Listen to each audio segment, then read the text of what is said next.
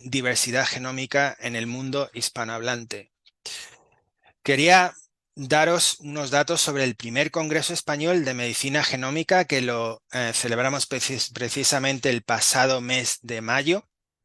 Tuvimos en España 139 personas de España, pero en general 278 personas de todos estos países, 18 si no he contado mal.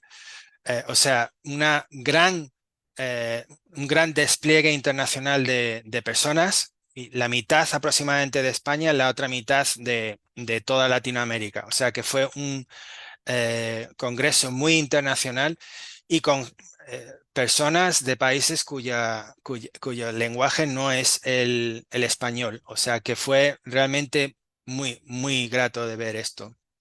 También aquí tenéis un ejemplo del tipo de cursos que ofrecemos, que si os queréis registrar y recibir un código de descuento del 40%, a través del código QR de aquí os podéis registrar, y si ponéis este código tenéis un 40% de descuento. Lo mismo también con el Congreso Español, ¿vale? Si ponéis este código cuando os registréis, que es solamente válido en las próximas 24 horas, os dará un 40% de descuento.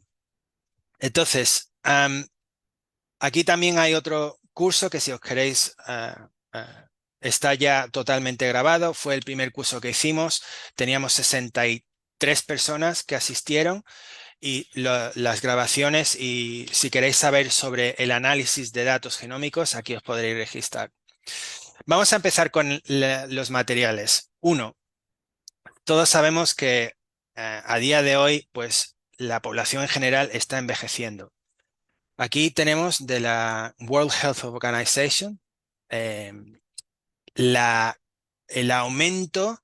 Lo he sacado este gráfico hoy, el aumento de la población que va a tener más de 60 años, ¿de acuerdo? A día de hoy, en el año 2025, tenemos 1.222 millones de personas con más de 60 años, y esto va a crecer significativamente. 2 billones para el año 2050. Y esto, desde luego, tiene unas consecuencias muy importantes a la hora de cómo hacemos medicina. Am, y claro, si lo ponemos desde un punto de vista, desde el genoma, em, quisiera simplemente hacer una pequeña explicación sobre qué es el genoma para aquellos de vosotros que no estéis totalmente familiarizados. Genoma es toda la información genética que tenemos en nuestro cuerpo. La genética estudia cómo los genes afectan nuestra salud, y la utilización del genoma tiene la promesa de que pueda contribuir a mejorar la prevención de enfermedades. Y sobre esto es lo que vamos a hablar hoy. Entonces, a día de hoy, el genoma humano pues se puede navegar lo mismo que si utilizáramos un mapa de Google, ¿no? Un Google Map. Aquí tenemos un Google Map del genoma humano que se llama Ensemble. Pero si luego vemos realmente la secuencia de un genoma normal, de hecho estas secuencias de mi propio genoma, de mi propio ADN, lo interesante es que es una cuerda de miles de millones de letras, le llamamos nucleótidos, que están divididos en los 23 pares de cromosomas que tiene un genoma. Lo interesante es que mucha gente lo llama el libro de la vida, ¿no? A la secuencia del ADN en un paciente, pero en realidad lo que veis aquí eh, es lo que se obtiene cuando uno analiza el ADN. Y la metáfora del libro de la vida no funciona muy bien, porque si notáis aquí, un libro pues tendría espacios, tendría puntos, puntuación, tendría capítulos, pero aquí no existe ningún espacio, no existe ninguna posibilidad de, a simple vista, ver dónde están los genes, ver dónde están las regiones de interés, ¿no? Aquí tenemos estadísticas sobre una versión del genoma humano que es una de las que utilizamos. Hay varias versiones dependiendo del año en el que se sacaron estas versiones de forma pública. Pero una de ellas, que es la referencia, la secuencia de referencia del total de todo el ADN en un individuo humano, tiene 3.272.480.987 bases. Es decir, que si esta longitud la pusiéramos como si fuera a una posición de defecto de Microsoft Word de 12 puntos, una fuente de 12 puntos, tendría 7.000 kilómetros de largo, ¿no? Si pusiéramos toda la secuencia del ADN contenida en cada una de los 50 trillones de células que existen en un organismo, ¿no? Y dentro de cada una de estas células tenemos 22.286 genes de acuerdo con esta versión específica del genoma humano. Es decir, que estamos hablando de números muy, muy, muy grandes. Y esto tiene consecuencias a la hora de luego poder establecer relaciones entre la genética y cómo esta genética, digamos que asume o realiza la función que luego va a dar lugar al organismo. Toda la información genética se encontraba ya de por sí presente en el cigoto, en la célula fecundada del óvulo y el espermatozoide.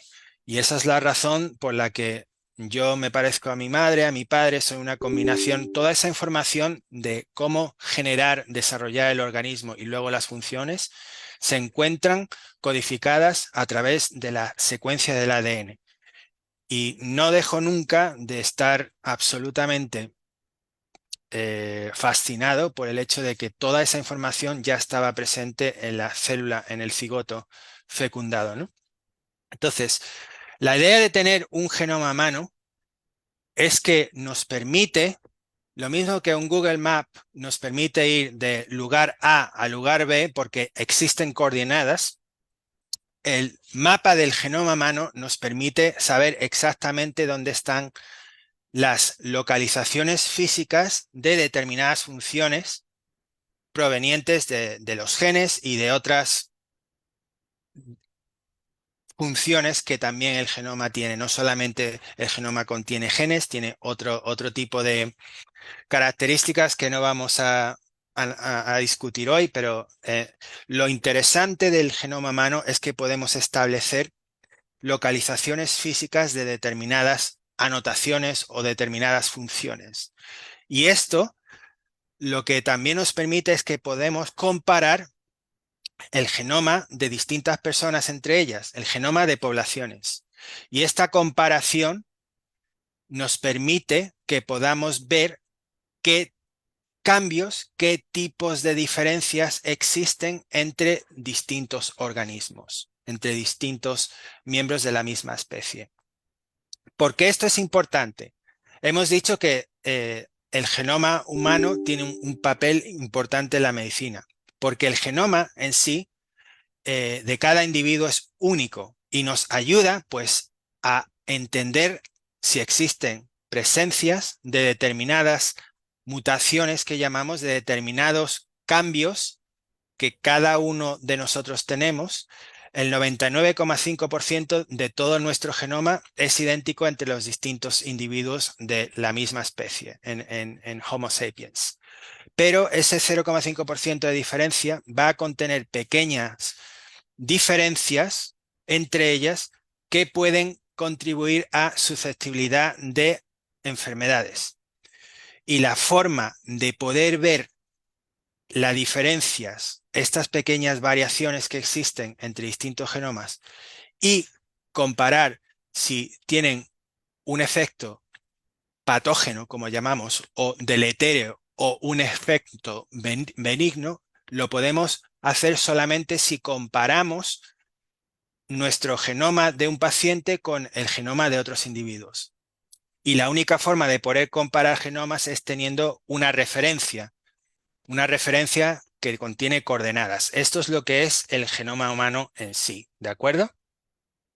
¿Cómo ha evolucionado la genómica desde que se hizo el primer genoma humano, que fue en el año 2001, cuando se sacó la primera referencia del genoma humano, ¿vale?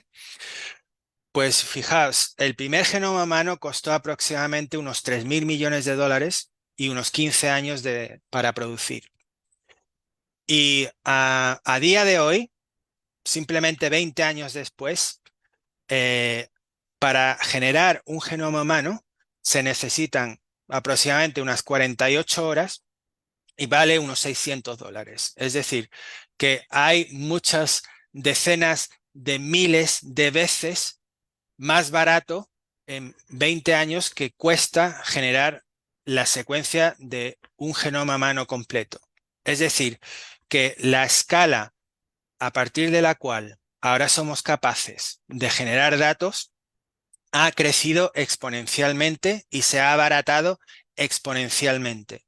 Y esto lo que significa es que hay una gran cantidad de datos, porque imaginaos, os he dicho que hay 3,3 billones de letras en cada genoma, que aproximadamente pues, puede ocupar unos 200 gigas, ¿vale? Cuando ponemos toda la información que todo un genoma de un paciente tiene, pues puede ocupar unos 200 gigas, ¿no? Entonces estamos hablando de datos muy masivos, ingentes, etcétera. Y como consecuencia de esto, lo que tenemos es que la genómica está ahora lista para desempeñar un papel fundamental dentro de la medicina preventiva. Porque al poder entender, al poder caracterizar las diferencias en cientos de miles de genomas de distintas poblaciones, como por ejemplo la del UK Biobank, que ahora, por ejemplo, es capaz de ofrecer 500.000 genomas completos de individuos anotados con todo su historial clínico, esta cantidad ingente de datos nos permite el que podamos identificar relaciones entre lo que vemos a nivel de la genética y lo que vemos a nivel del paciente, del individuo, de las distintas, digamos, características físicas que la genética en sí va a condicionar para el individuo. Entonces, la medicina, si la genómica, es una medicina en la que no podemos utilizar la información genética para por ejemplo, tener un tratamiento mucho más específico dependiendo del paciente. La genética o genómica nos permite el que podamos estratificar pacientes de acuerdo con su composición genética. Y esto tiene consecuencias importantes a la hora de luego poder tratar a pacientes, porque hay muchos medicamentos, hay muchas terapias, relaciones, hay muchas, digamos, muchos residuos que se encuentran a lo largo de todo el genoma que pueden contribuir a un mayor riesgo de enfermedades. Os voy a dar un ejemplo de lo que se llama farmacogenómica, ¿vale?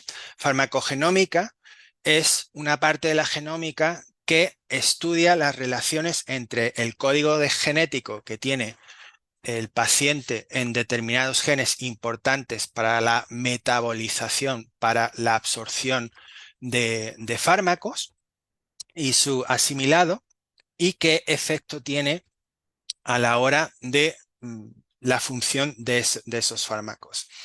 Entonces, sabemos de que las 10 medicinas más prescritas en Estados Unidos principalmente no ayudan o, mucho peor, proveen o dan reacciones adversas a la gran mayoría de las personas que se las están tomando. Por ejemplo, aquí tenemos Abilify. La proporción de personas que se toma esta medicina a las cuales sí que le da beneficio está como muñequito azul. Y en rojo vemos la proporción de todas las personas que se lo toman que no reciben ningún efecto beneficioso por parte de eso. En Nexium, por ejemplo, es incluso peor, etcétera. O sea, que como vemos, la gran mayoría de las personas que toman medicamentos o bien no les hace efecto o incluso peor, les da reacciones adversas. Y la idea es que utilizando la genética, realmente podemos tener un arma muy poderosa para poder seleccionar a aquellos individuos que tengan una mayor probabilidad de beneficiarse de las distintas drogas que a día de hoy están prescritas. El punto de lanza de cómo funciona la genética es a través del análisis de variación genética, ¿de acuerdo?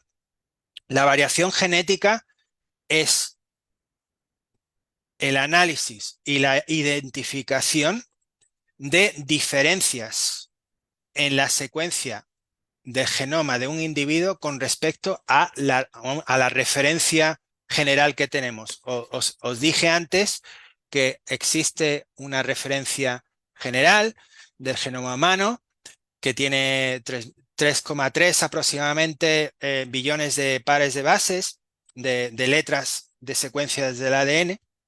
Entonces, si la comparamos la secuencia consenso del genoma humano con la secuencia que encontramos dentro del individuo, utilizando, analizando, leyendo su ADN, vamos a encontrar pequeñas diferencias, porque como dije, el 99,5% de los genomas entre distintos individuos de Homo sapiens es idéntico, pero el 0,5% es distinto. Y ese 0,5% de distinto que tenemos lo vemos a nivel de diferencias en pequeñas regiones que puede ser o bien una letra de ADN o una base de ADN o un nucleótido de ADN o más. En este caso, pues, por ejemplo, tenemos imaginariamente en este paciente, pues tenemos 1, 2, 3, 4, 5, 6 letras, 6 letras en rosa que son distintas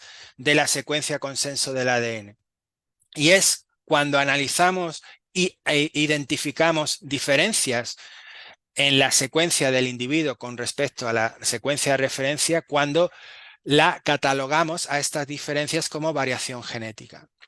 Y la genómica o genética, sí, la genómica médica realmente tiene como objetivo el interpretar, identificar, el tratar de ver si estas variaciones que encontramos se conoce que estén asociadas a un determinado, a una determinada consecuencia que pueda tener a lo mejor pues disrupción.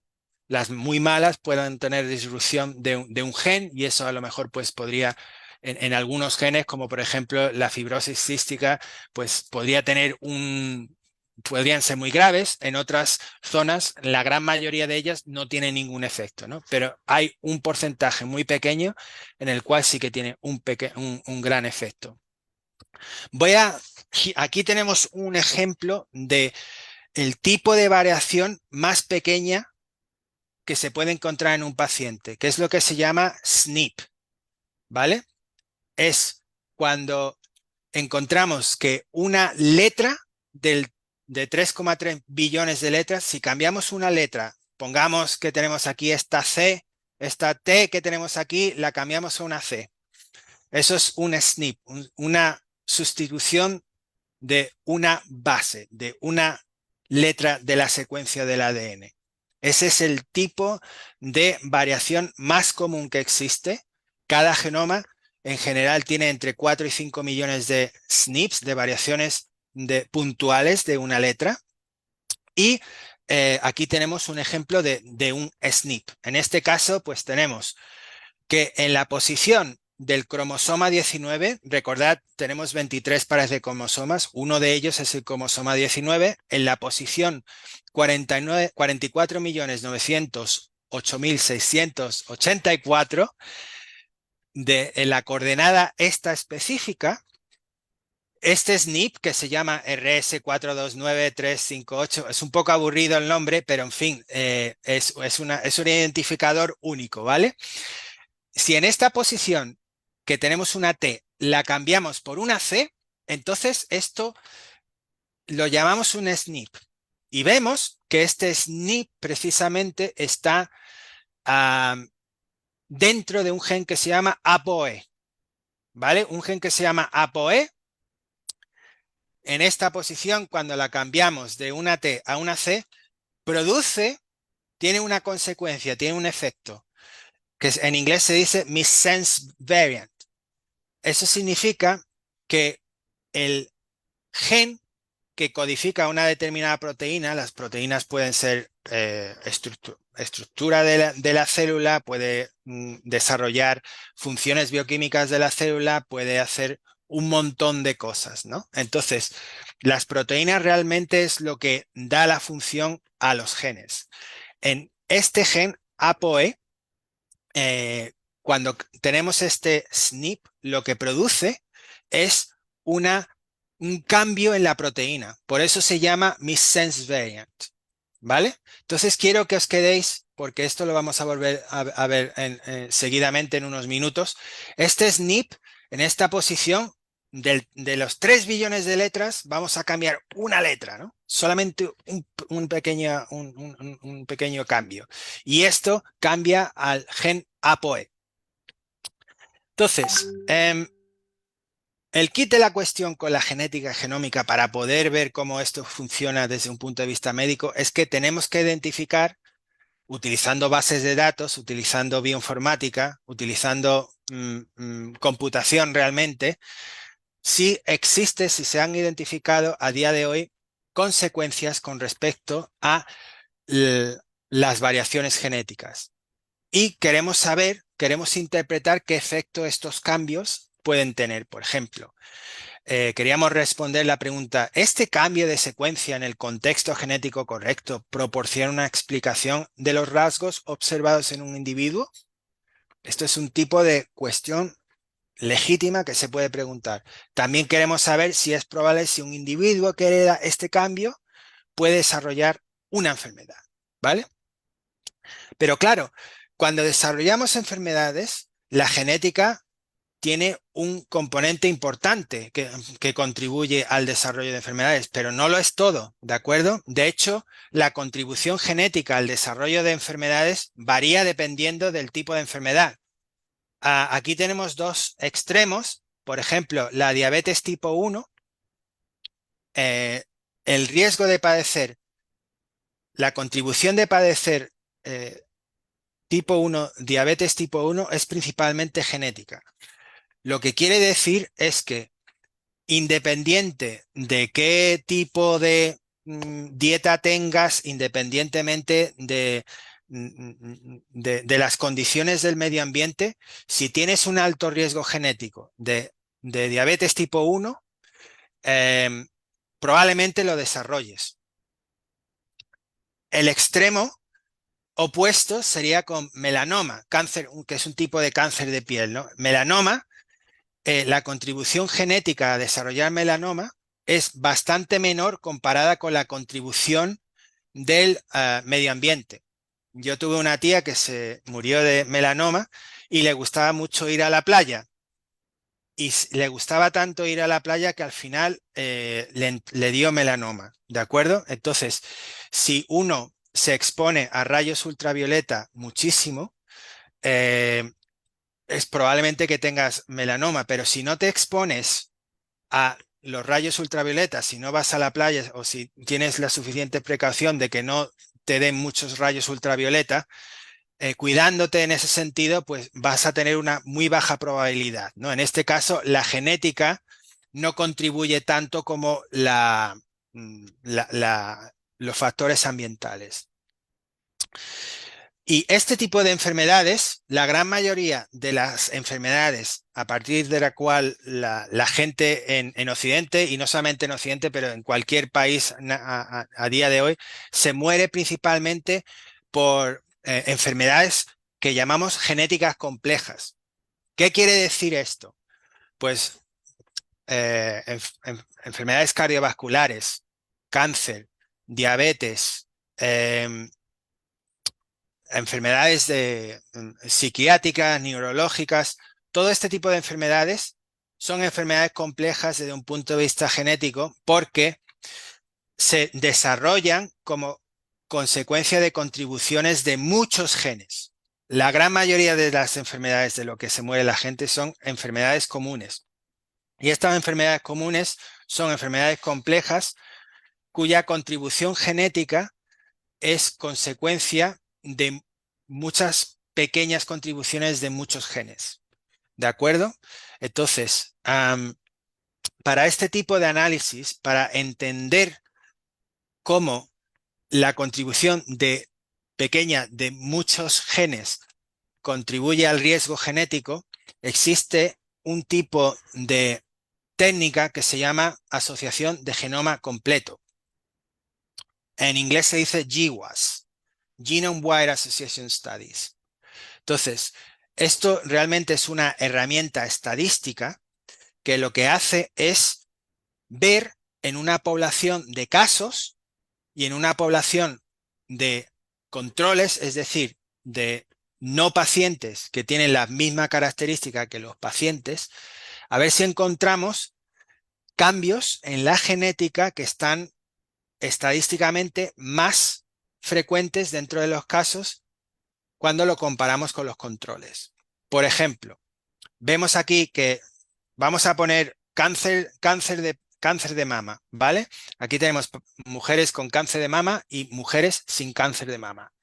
Y ahora comparamos su genética y encontramos que las mujeres con cáncer de mama tienen aquí esta variación, esta mutación en rojo, que se ve que es más frecuente que en las mujeres que no tienen cáncer de mama. Si estadísticamente, haciendo una serie de test, como por ejemplo chi-square, de tipo, otros tipos de test, pero si estadísticamente vemos que si solamente a igual de condiciones tenemos el mismo tipo de población, el mismo tipo de...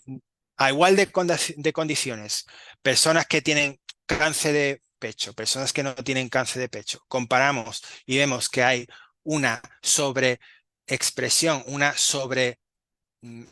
enriquecimiento en este tipo de variantes rojas con respecto a los controles, podemos decir que la presencia de esta variante está asociada a a esta determinada enfermedad, ¿de acuerdo? Así es como realmente funciona los test de asociación de variantes genéticas a determinadas enfermedades. Pero luego también nos encontramos de que una enfermedad a la cual se le contribuye a través de muchos genes, también puede ser que determinadas contribuciones sean distintas dependiendo del tipo de gen, del tipo de variante que encontramos, ¿no? O sea, enfermedades complejas como cáncer de mama, por ejemplo, van a tener miles, si no cientos de miles de pequeñas variaciones distribuidas a lo largo de todo el genoma humano que van a contribuir a incrementar el riesgo. Pero las contribuciones no van a ser las mismas eh, para todas las variantes. Va a haber algunas variantes que van a contribuir más, otras que van a contribuir menos. Si sumamos la contribución de los pesos de todas las variantes en una determinada población, podemos de hecho calcular lo que se llaman puntuaciones de riesgo genético, que lo que hacen es estratificar a pacientes dependiendo del número de variantes contribuyentes que tienen y del peso de dichas variantes. Encontramos que normalmente van a seguir una distribución de riesgo eh, como esta, ¿no? Que es una distribución normal, ¿no? Una campana de Gauss. Y esto es lo que quiere decir que la mayoría de las personas a las cuales hemos medido su riesgo genético para esta enfermedad compleja, pongamos cáncer de mama, la mayoría va a tener un riesgo promedio, pero se puede estratificar a aquellos o aquellas personas que tengan un percentil muy alto, que esté digamos, en la cola derecha donde hay realmente un gran riesgo, ¿no? Entonces, pongamos en el percentil 90 o el percentil 95, el 5% extremo de digamos, del riesgo que se suma, pues nos encontramos que en este caso, por ejemplo, pues tienen 3, 4 o 5 veces la probabilidad de desarrollar la enfermedad comparado con el riesgo promedio. Es decir, que cuando uno calcula el riesgo de padecer una enfermedad desde un punto de vista genético, ese riesgo no va a ser absolutamente sí o absolutamente no. Lo que podemos hacer y el tipo de cálculos que a día de hoy podemos hacer son cálculos probabilísticos. A aquellos que estén en el extremo de alto riesgo, una vez que hayamos sumado todas las contribuciones de las distintas variantes hacia una determinada enfermedad, nos encontramos con el extremo del 5%, del 10%. Estos se pueden estratificar y se pueden de hecho utilizar para estas personas. Se podrían, por ejemplo, adelantar intervenciones, como por ejemplo adelantar o hacer mamografías si fuera cáncer de pecho, ¿no? O sea, que en aquellas personas que están en el extremo de riesgo genético, se pueden realizar intervenciones preventivas que puedan, por ejemplo, ayudar a diagnosticar con antes de que los síntomas aparezcan, una determinada enfermedad. Y realmente así es como funcionan estas técnicas, estos test desde un punto de vista de prevención de enfermedades.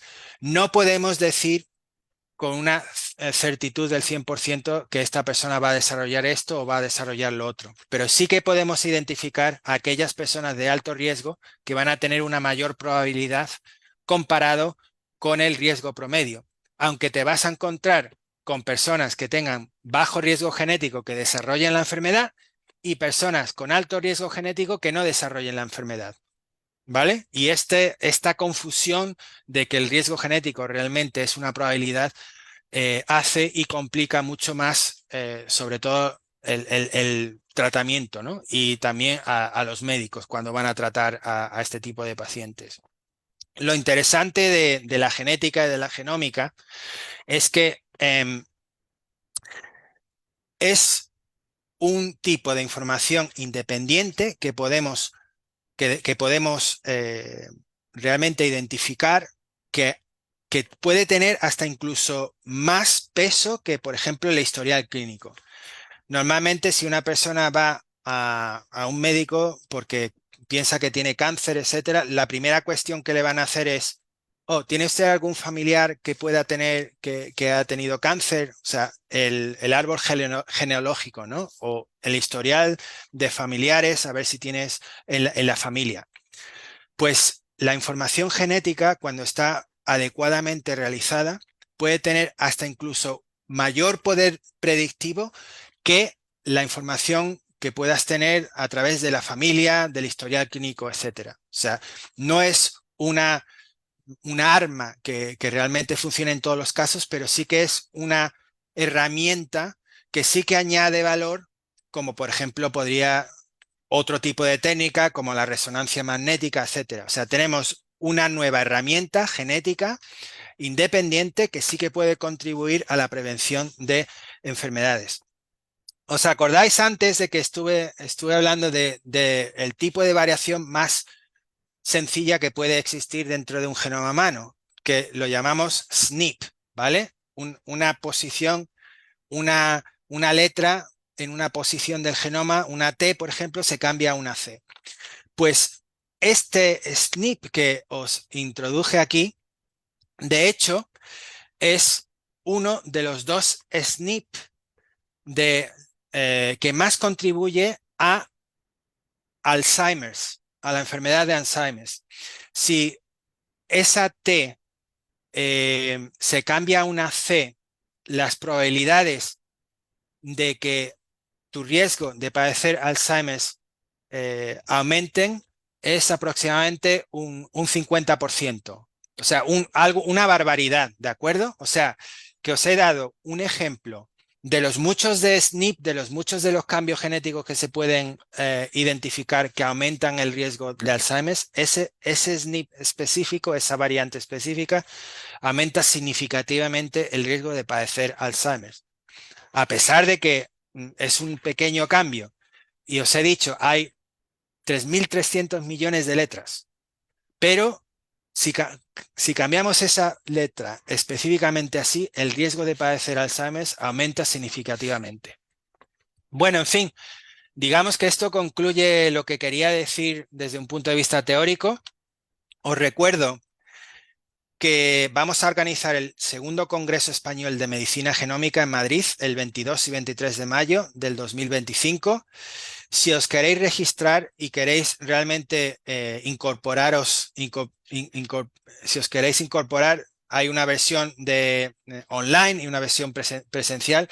Utilizando este código de descuento que funciona solamente por las siguientes 24 horas, os dan un 40% de descuento. La otra cosa también que tenemos este otro curso online de análisis de variantes genómicas. Aquí tenéis el código. Y luego también si queréis otro tipo asíncrono de curso, aquí lo tenéis, está disponible solamente por 10 libras. Y nada, en conclusiones, espero haberos dado una pequeña perspectiva sobre cómo la genética se puede utilizar como herramienta para cuidar nuestra salud. Ah, espero que os haya convencido de que nuestros genes pueden ayudar a prevenir enfermedades y que la prevención realmente es el futuro de la medicina y que la genética va a tener, combinada con la genómica y la bioinformática y los análisis de grandes datos, va a tener un futuro importante en la medicina que tenemos, ¿de acuerdo? Así que con esto os quería dar gracias por vuestra atención. Y tenemos el turno de preguntas si queréis. Y nada, esto concluye lo que quería decir. Muchísimas gracias por atender.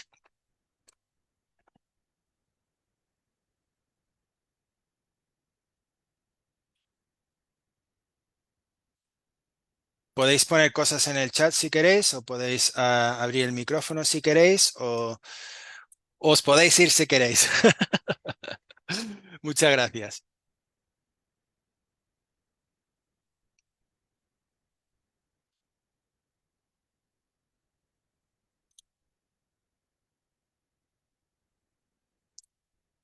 Jean-Paul, ¿podríamos cerrar la grabación? Gracias.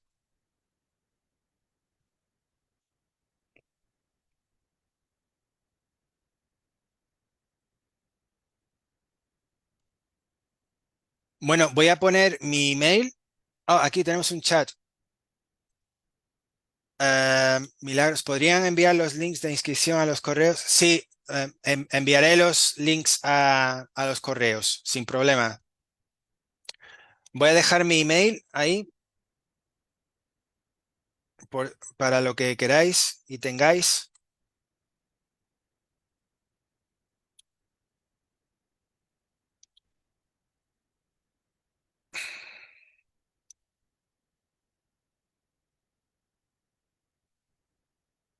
Muchas gracias a todos.